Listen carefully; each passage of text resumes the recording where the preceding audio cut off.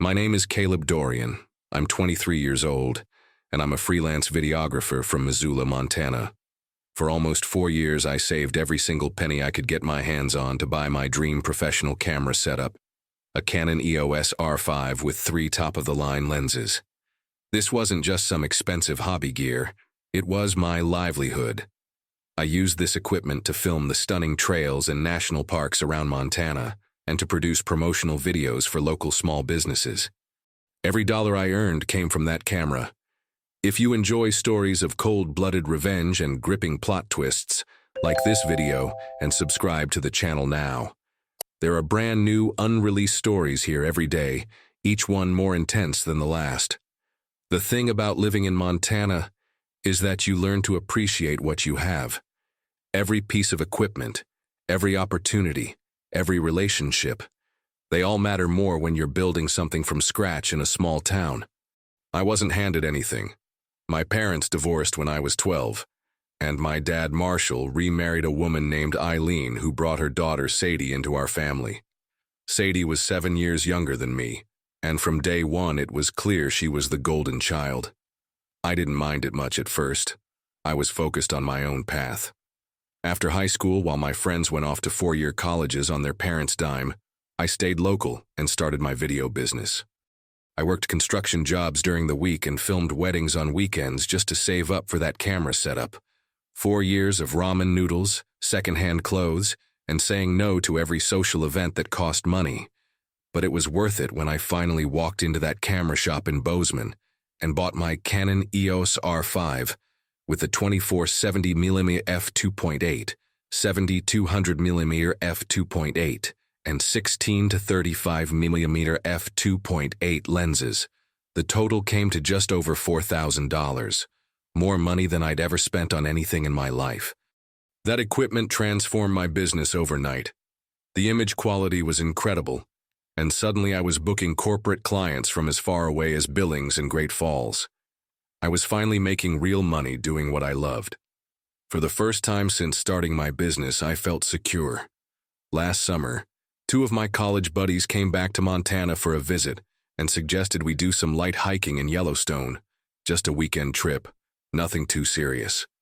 Since we'd be backpacking and every ounce mattered, I made the smart decision to leave my expensive camera gear at home. I carefully packed everything in its protective cases and stored it in my bedroom closet, the same way I always did. We had an amazing time hiking the Fairy Falls Trail and exploring the Grand Prismatic area. I took some photos with my phone, but mostly I just enjoyed being present with my friends. It felt good to disconnect from work for a couple of days.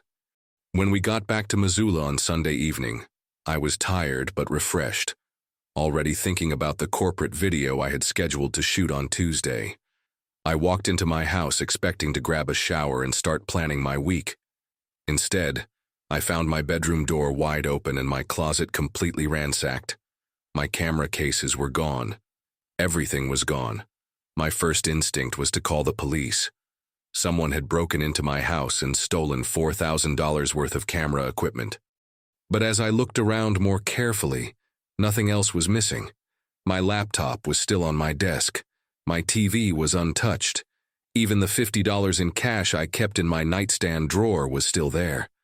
What kind of burglar breaks in and only takes camera gear from a closet? Then I noticed something else that didn't add up. My bedroom window was still locked from the inside. The front door showed no signs of forced entry. Whoever had taken my equipment had used a key. And there were only 3 people who had keys to my house. Me, my landlord Mr. Chen, who lived in Taiwan half the year, and my dad Marshall, who had a spare key for emergencies. The realization hit me like a punch to the gut, but I pushed it away. There had to be another explanation. Maybe Mr. Chen had given the key to a maintenance worker who turned out to be untrustworthy. Maybe I'd lost my key somewhere and someone had found it. Maybe my dad had lost his key and someone else had picked it up. I was grasping for any scenario that didn't involve my own family betraying me. I called my dad Marshall to let him know about the break-in. He answered on the 3rd ring. "Hey Caleb, how was Yellowstone?" "Dad, someone broke into the house and stole my camera equipment," I said, trying to keep my voice steady. There was a pause, a long pause. In that silence, I could hear Eileen's voice in the background asking, "Is that Caleb?" And my dad shushing her. "What do you mean, stole?" he finally asked.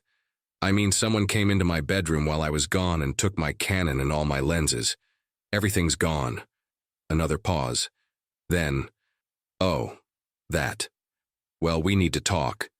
The way he said that made my blood run cold. Not "oh no" or "that's terrible" or "we should call the police right now." Just, "oh, that." Like it was an inconvenience he'd been hoping to avoid. "What do you mean, that?" I asked, though part of me already knew I didn't want to hear the answer. "Come over to the house, son. We'll explain everything." "Explain what, Dad?" "Either someone stole my equipment or they didn't." "Just come over, please. We'll talk about it when you get here." I drove to my dad's place in a daze, my mind racing through every possible explanation. Maybe they'd borrowed the equipment for some family event and forgotten to tell me. Maybe they'd moved it somewhere safe when they heard about break-ins in the neighborhood. Maybe there was a simple misunderstanding that we could clear up in 5 minutes. Their house looked exactly the same as always.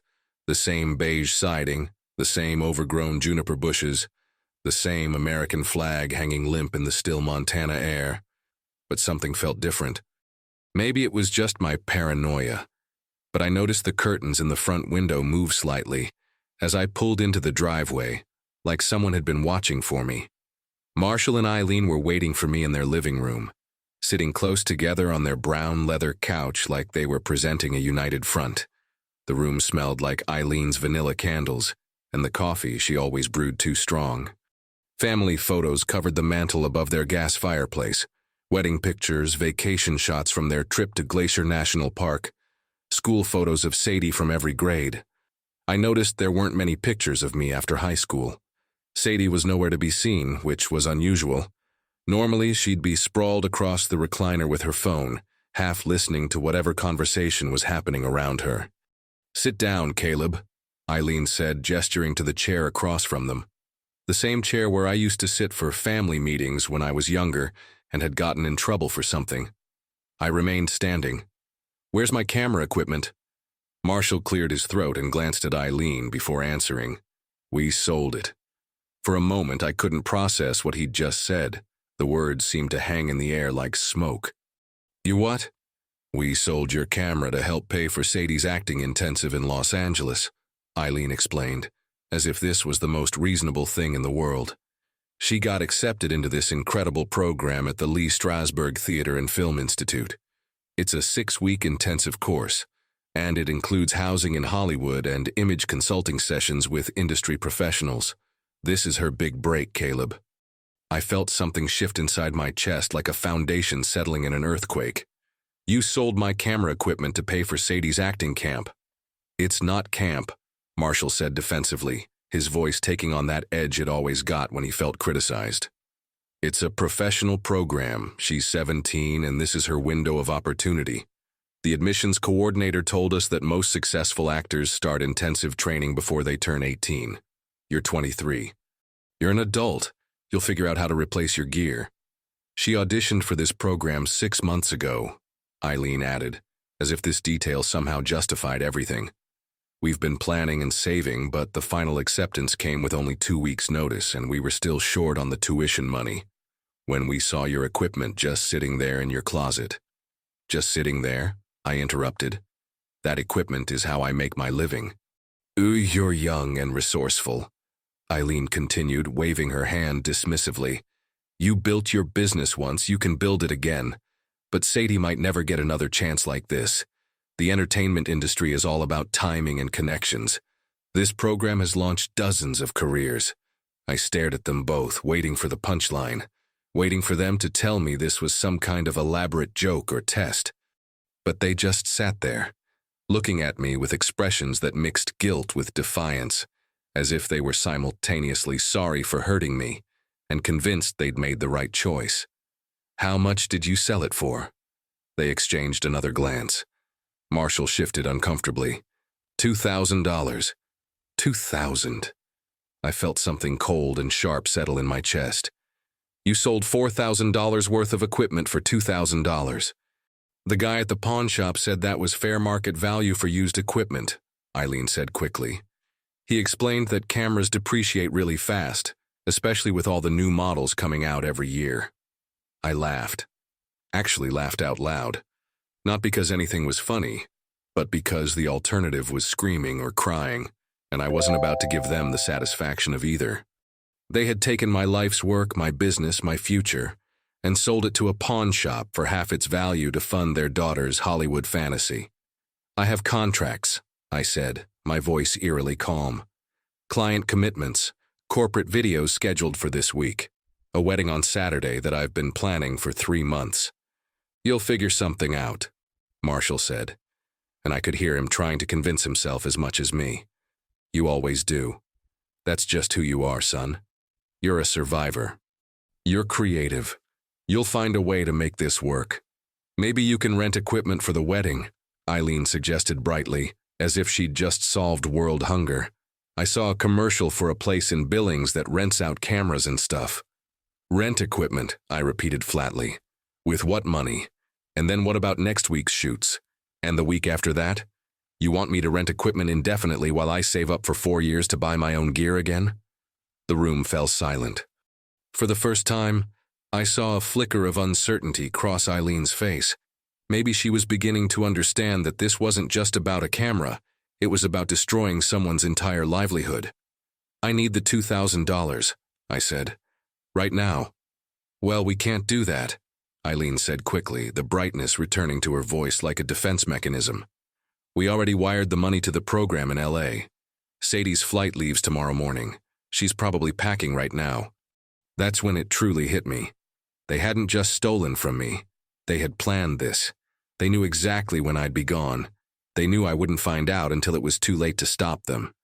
They had used my Yellowstone trip as the perfect cover for their theft. This wasn't some impulsive decision made in desperation. This was premeditated. Which pawn shop? I asked. Why does that matter? Marshall said, his defensive tone returning. Because I want to know who has my stolen property. It wasn't stolen, Eileen snapped, her mask of pleasantness finally slipping. We're your parents. We have a right to make decisions about household property. I don't live here anymore, Eileen. I haven't lived here in 3 years. You broke into my house and stole my belongings. That's not parental authority, that's burglary. Marshall stood up from the couch, his face reddening. Don't you dare talk to your stepmother that way. We raised you. We gave you everything. We're family, and family helps family. Family helps family, I repeated. Is that what you call destroying my business to pay for Sadie's vacation? It's not a vacation, Eileen shouted, also rising from the couch. It's her future. It's her dream. She's worked so hard for this opportunity. I looked at both of them standing there, united in their righteous indignation, and I finally understood something I'd been blind to for years. This wasn't about the money. This wasn't even about Sadie's acting program.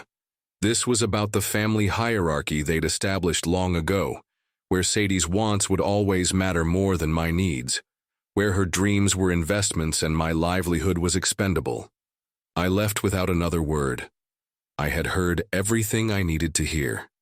The drive home was the longest 20 minutes of my life. My hands were shaking on the steering wheel, not from anger but from the sheer audacity of what they had done. Most people would have gone back and screamed, maybe thrown some punches, but I've always been methodical, and something told me that losing my temper would only make things worse. Instead of confronting them again, I went home and did what any smart business owner would do. I documented everything. I pulled out every receipt I had from purchasing that camera equipment. The original receipt from Camera Corral in Bozeman showing the full $4,127.89 purchase price. The warranty cards I'd filled out and filed. The insurance documentation I'd added to my business policy specifically for that equipment. Then I went through my client contracts. I had 3 corporate videos scheduled for that week alone, worth a combined $2,800. A wedding booked for the following Saturday worth $1,200. 2 real estate listings for a local agent worth $600 total. I printed out every contract, every email confirmation, every deposit receipt. By the time I was done, I had a paper trail showing exactly how much income I was going to lose because of their theft. Next, I called every pawn shop in Missoula, Bozeman, and the surrounding areas. "Hi, I'm looking for a Canon EOS R5 with professional lenses that might have come in recently," I'd say. On my sixth call, I hit jackpot. Rocky Mountain Pawn on North Reserve had bought a Canon EOS R5 with 3 lenses just 2 days earlier. "Yeah, we got that set up," the guy told me. "Nice gear." Some middle-aged couple brought it in, said it was their son's, but he was upgrading to something newer. "How much did you pay them for it?" $2,000. "We've got it priced at $3,500 for resale." So there it was. My dad and Eileen had told the pawn shop owner a completely different story than they'd told me. They weren't just thieves. They were liars who had gotten my equipment for 50 cents on the dollar by misrepresenting the situation. I asked the pawn shop owner to hold the equipment and told him I'd be in touch. Then I started making the calls I should have made immediately. I contacted my existing clients to explain the situation and push back their project timelines. Most were understanding, but I could hear the concern in their voices. In the videography business, reliability is everything. One missed deadline can destroy relationships that took years to build. That evening, I had dinner with my buddy Jake, who happens to be a paralegal at one of Missoula's law firms. I laid out the whole situation for him over beers at the Missoula Club. "Dude, that's straight-up theft," Jake said, shaking his head. "Doesn't matter if they're your parents, you're an adult, it's your property. They took it without permission and sold it. That's textbook larceny in Montana. What are my options? You could file criminal charges. Property theft over $1,000 is a felony in Montana. Or you could go civil and sue them for the full replacement value plus lost income." Jake leaned back in his chair. "But if you want my advice, send them a demand letter first. Give them one chance to make this right before you bring in the law." "Can you help me write it?" "Absolutely. But Caleb, you need to understand. Once you send that letter, there's no going back. Your relationship with your dad and stepmom is probably over." I thought about Marshall telling me I was a survivor who would figure something out. I thought about Eileen dismissing my business as something I could just replace. I thought about Sadie boarding a plane to Los Angeles with money stolen from my livelihood. The relationship was over the moment they decided Sadie's dreams were more important than my business, I told Jake. We spent the next 2 hours crafting the most professional, legally sound demand letter I'd ever seen. It laid out the facts clearly. They had unlawfully taken and sold property belonging to me, causing both immediate financial loss and ongoing damage to my business reputation. We demanded full restitution of $4,127.89 for the equipment, plus $5,600 for the lost income from canceled contracts to be paid within 14 days, or I would pursue both criminal charges and civil litigation. The letter was perfect, cold, factual, and terrifying for anyone who received it. I sent the demand letter via certified mail on a Thursday morning. By Friday afternoon, my phone was ringing nonstop. First Marshall, then Eileen, then Marshall again. I let every call go to voicemail. The voicemails started reasonable enough. "Caleb, we need to talk about this letter. Call me back." But by evening, they were getting desperate. "Son, you're being unreasonable. We're family. Family doesn't sue family. Family also doesn't steal from family, but apparently that distinction was lost on them." On Monday, Jake called me.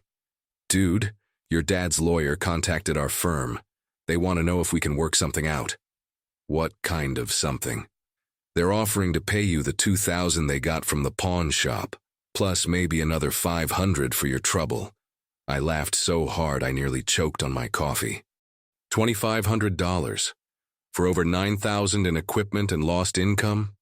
That's what I told them. Their lawyer sounded pretty nervous, honestly.